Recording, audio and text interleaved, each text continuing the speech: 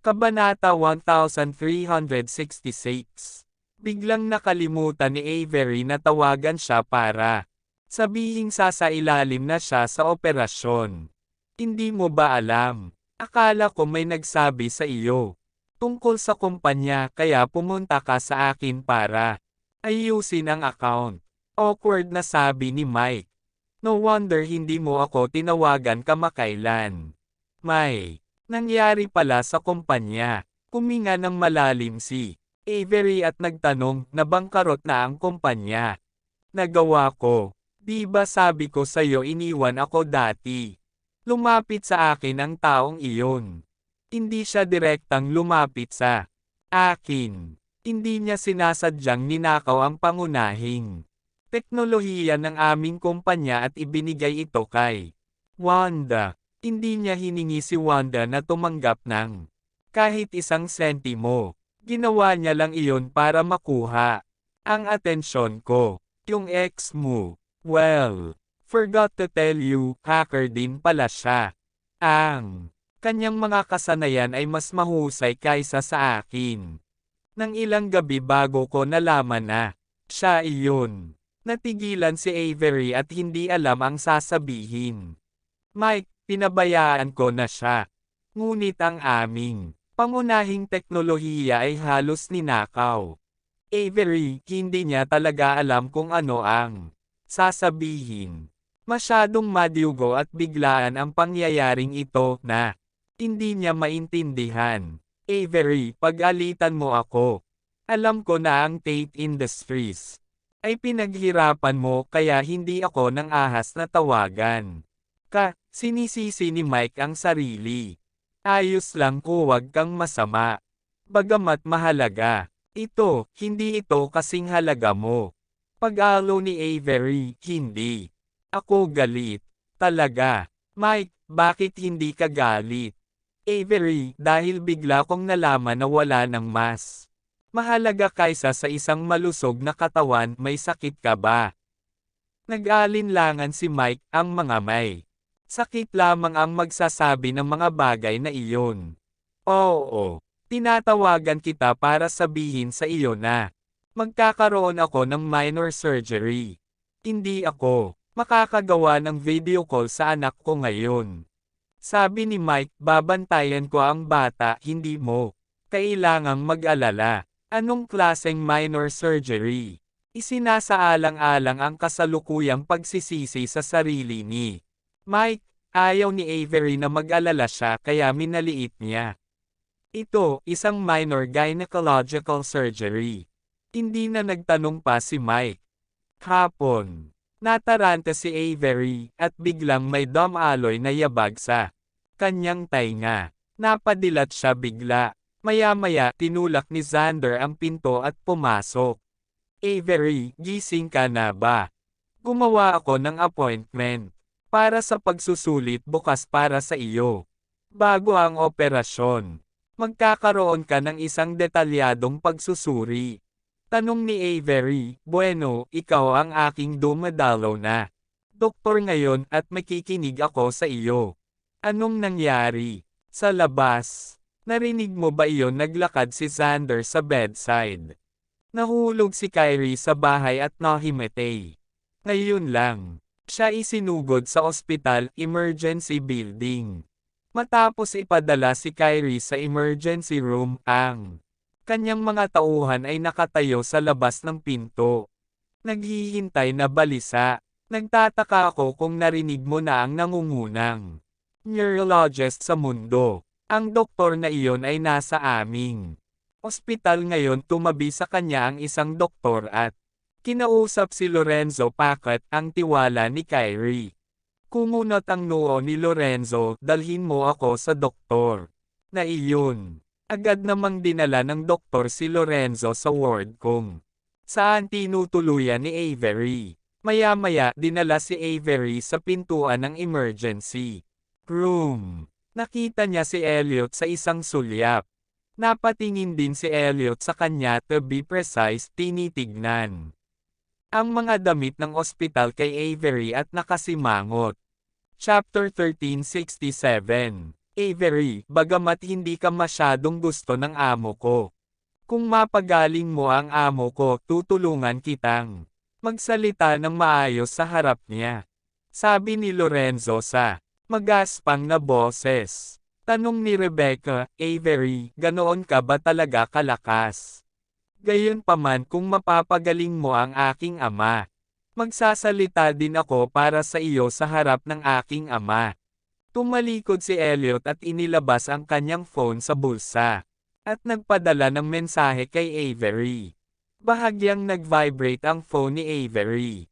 Binuksan niya ang kanyang telepono at nakita ang mensahe mula kay Elliot.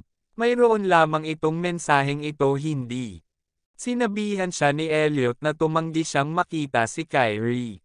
Jobin. Tinawakan niya ang telepono at mahinang sinabi kay Rebecca, kailangan ko munang tingnan ang kalagayan ng iyong ama. Pagkatapos nito, masasabi ko na ang sagot sa tanong mo. Nang matapos ang boses niya ay bumukas ang pinto ng emergency room. Pinagmamasdan siya ni Elliot na determinadong kumakbang papasok sa emergency room. Nakakuyom ang kanyang mga daliri. Malinaw na nakita ni Avery ang mensaheng ipinadala nito sa kanya, ngunit bakit hindi siya nakinig sa kanya? Sino si Kyrie? Hindi ba niya naranasan sa panahong ito? Not to mention Kyrie's personality, just say ang confidant ni Kyrie na si Lorenzo. Tulad ni Kyrie ay may malamig at malupit na ugali. Kung nangako si Avery na tutulungan si Kyrie na gumaling, ngunit nabigong pagalingin si Kyrie sa huli, tiyak na papatayin siya ni Lorenzo.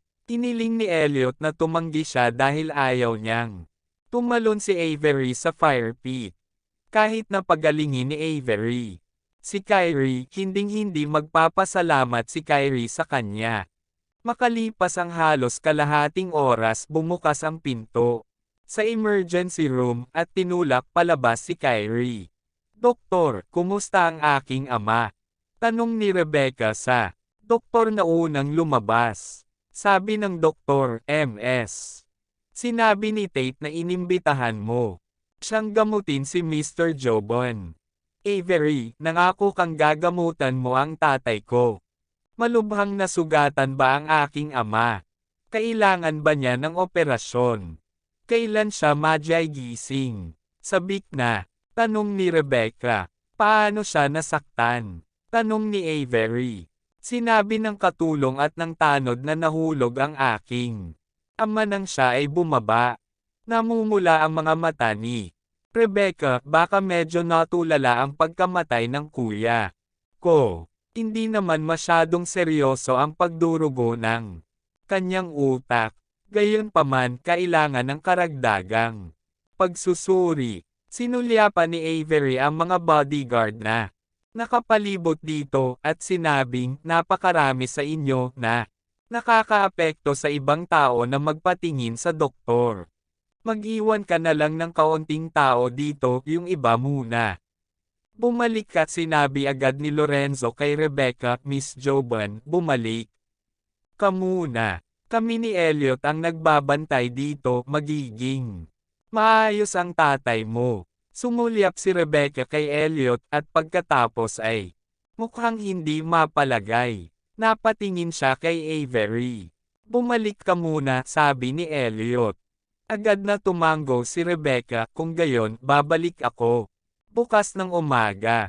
Matapos paalisan ng bodyguard si Rebecca, humakbang si Avery patungo sa elevator. Sumunod sina Elliot at Lorenzo, bumukas ang pinto ng elevator at sinabi ni Avery kay Lorenzo, go take care of Kyrie for an examination.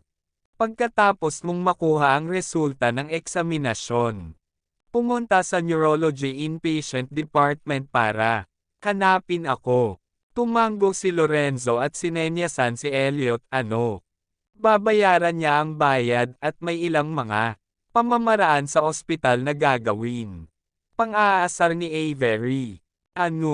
Natatakot ka bang kainin ko siya? Umitim ang mukha ni Lorenzo.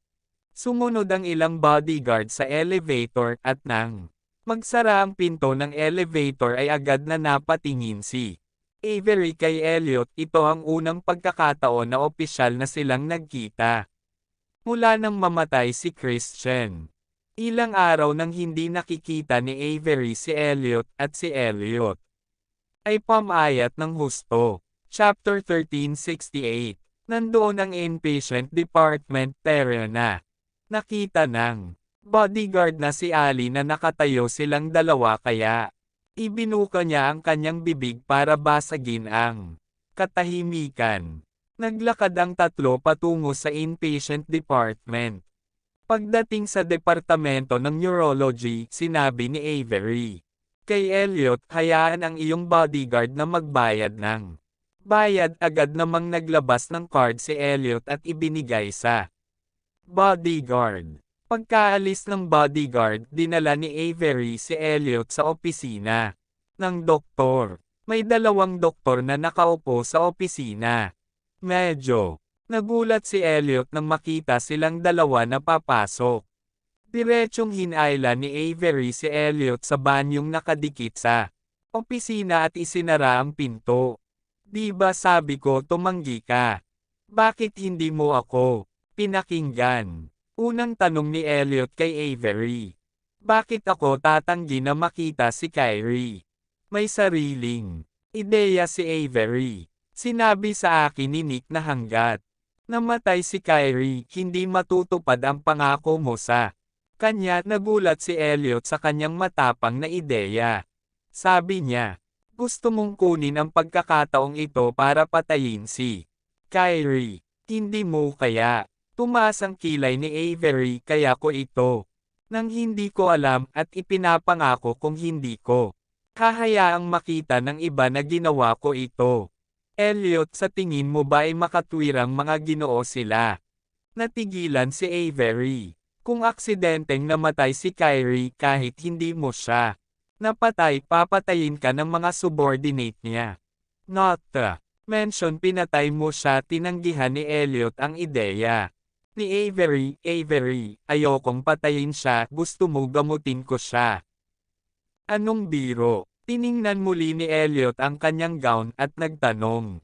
Bakit ka naka-hospital gown? May sakit ka ba? Namula si Avery nang maalala ang kasinungalingang sinabi niya kay Mike, kaya sinabi niya, gynecological disease, kailangan ko ng minor surgery. Isang hindi natural na tingin ang sumilay sa mga mata ni Elliot. Maghintay ka kapag dumating sila.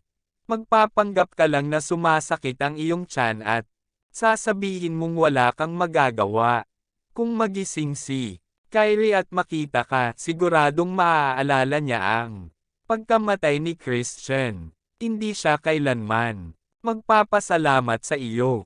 Naiintindihan mo ba ang ibig kung sabihin o malungkot na ibinaba ni Avery ang kanyang mga mata at hindi nagtagal ay itinaas niya ang kanyang mga mata upang muling tumingin kay Elliot. Nangako ka kay Kyrie na hinding-hindi siya aalis sa Roval at nangako ka sa kanya na magkakaroon ng anak kay Rebecca. Nalabag sa iyong kalooban, tama. Ang Adam's apple ni Elliot na bumubulong pataas pababa. Elliot, kung hindi mo hahayaang patayin ko si Kyrie, makakahanap ka ng paraan para patayin siya. Biglang nanlamig ang mga mata ni Avery. Mas malamig ang tono niya. Pakiusap, bigyan mo ako ng masayang sagot kung gagawin ko o gagawin mo. Pinipilit mo ba ako? Kumunot ang noo ni Elliot. Kung pinatay ni Avery si Kyrie ng padalos-dalos, ang bodyguard at kaklase niya ay kailangang mamatay. Oo, pinipilit lang kita.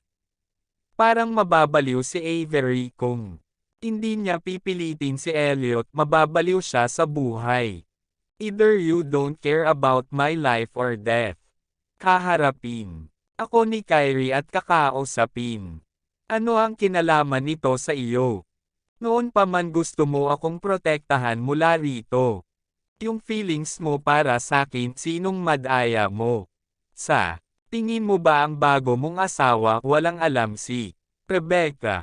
Napatingin si Elliot sa kanyang agresibong tingin. Nanlalaki ang kanyang mga mata at nagngangalit ang mga ngipin. Bang bang bang. May kumatok sa pinto. Ali, nagpunta ang bodyguard para magbayad ng mga bayarin at bumalik. Hindi niya nakita ang dalawa.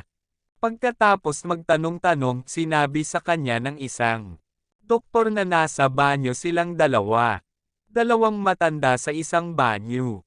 Kahit may balak silang dalawa, hindi sila tatakbo sa banyo para magplano. Sa isang late, bumukas ang pinto ng banyo.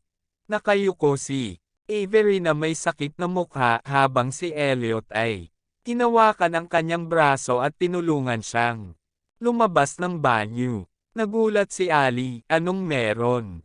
Dr. Tate, okay ka lang ba? Napabuntong hininga si Avery at paputol-putol na sinabi. Ako, natatakot ako. Hindi ko matulungan si Kyrie dahil sobrang sakit ko. Chapter 1369. Pumasok si Elliot sa opisina ng doktor, tinanong ang doktor na naka-duty tungkol sa sitwasyon ni Kyrie pagkatapos ay lumabas at naglakad patungo sa elevator. Sa tabi niya, pagpasok sa elevator, pinindot niya ang numero sa susunod na palapag. Maya-maya, dumating na ang elevator at humakbang siya palabas ng elevator. Sa halip na direktang pumunta sa Ward V03, pumunta siya sa opisina ng doktor ng neurosurgery. Natigilan ang doktor nang makita si Elliot. Umupo siya sa tapat ng doktor at nagtanong, gusto kong malaman ang kalagayan ni Avery. Ito ang privacy ng pasyente at hindi ako maginhawang sabihin sa iyo, mukhang napahiya ang doktor, kung kakausapin mo ang pasyente na kilala ko. Maaari mong tanungin ng direkta ang pasyente. Sabi niya, minor operation lang. Sabihin mo sa akin. Minor operation ba ito? Iniba ni Elliot ang tanong niya. Itinulak ng doktor ang mga salamin sa tungki ng kanyang ilong at pagkatapos mag-isip ng ilang sandali, nakahinga siya ng maluwag, hindi niya mapagkakatiwalaan ang Dr. Sion Rovell at espesyal na tumawag para sa isang eksperto sa Bridgedale para operahan siya. Sa palagay mo ba ito ay isang maliit na operasyon o isang malaking operasyon? Kumunot ang noo ni Elliot, handang bumangon para hanapin si Avery. Sa oras na ito, sinabi muli ng doktor, ngunit para kay Ms. Tate, ang operasyong ito ay talagang isang maliit na operasyon at hindi kanya dinadaya. Umupo muli si Elliot, kumalma at nagtanong. Inimbitahan niya siya mula sa Bridgedale. Yes, she originally asked me to register and issue a check-up, but after the report came out, she didn't trust my medical skills, so she found the expert from Bridgedale. Classmate daw siya noon. Graduate school, ngayon ay eksperto na siya sa isang malaking ospital sa Bridgedale. Nakatutuwang maging eksperto sa murang edad. Xander. Oo, si Dr. Xander ay hindi lamang naging dalubhasa sa murang edad kundi maaari ring harapin. Nakipag-appointment ako kay Vice President Louis Elliot, kailan kanya tinawagan? Kanina lang nangyari. Hindi nagtagal pagkatapos ng iyong operasyon sa aming ospital. Biglang sumikip ang puso ni Elliot. Dumating dito si Avery pagkatapos ng kanyang operasyon. At sa pagpunta niya rito, nalaman niyang may kalubhaan pala itong sakit. Gayunpaman, pinilit pa rin ni Avery na gisingin ang alaala ni Elliot, umaasang maalis si Elliot dito. Malinaw, maaari siyang umalis dito sa oras at pumunta sa Bridgedale upang makatanggap ng mas mahusay na paggamot. Pagkatapos malaman na siya ay may sakit, ngunit pinili niyang tumawag ng isang doktor mula sa Bridgedale para sa paggamot dito. Biglang sumakit ang ulo niya. Mahal siya ni Avery. Walang duda tungkol dito. Pero, matagal na itong tinanong ni Elliot. Kung hindi lang si Kyrie na biglang nahulog at dumating. Sa ospital, hindi niya malalaman na may sakit si Avery at na-hospital. Walang balak si Avery na sabihin sa kanya ang tungkol. Dito, makalipas ang kalahating oras dumating ang bodyguard. Sa ospital pagkatapos maligo. Habang papalapit siya sa Ward V03, bigla niyang nasulyapan ang isang pamilyar na figure. Sa balcony sa tabi ng aisle papasok sa VIP ward area. Nakatayo ang isang matangkad na figure. Iyon ay parang Elliot. Lumapit ang bodyguard at pagkatapos makumpirma ang kanyang pagkakakilanlan, itinaas ang kanyang kamay at tinapik ang kanyang balikat. Ginoo Foster. Nang marinig ang pamilyar na boses, lumuwag ang tense ni Elliot. Tinigop niya ang sigarilyo sa pagitan ng kanyang mga daliri at itinapon sa basurahan sa tabi niya, saka tumalikod. Ikaw talaga. Bakit ka nandito? Ngumiti ang bodyguard.